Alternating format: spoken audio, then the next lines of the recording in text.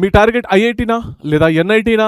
అయితే ఈ వీడియో మీకోసమే. క్లాస్ 11th మొత్తం వేస్ట్ అయిపోయింది అని చెప్పేసి బాధపడుతున్నావా? ఏం బాధపడకండి. కానీ క్లాస్ 12th ఏదైతే ఉందో దీన్ని ప్రాపర్గా యూటిలైజ్ చేసుకొని రెగ్యులర్గా రివిజన్ చేస్తూ ఒక గైడెన్స్ కనుక పొందినట్టయితే ఖచ్చితంగా మీరు ఎన్ఐటీ లేదా ఐఐటీలో ర్యాంక్ కొట్టొచ్చు.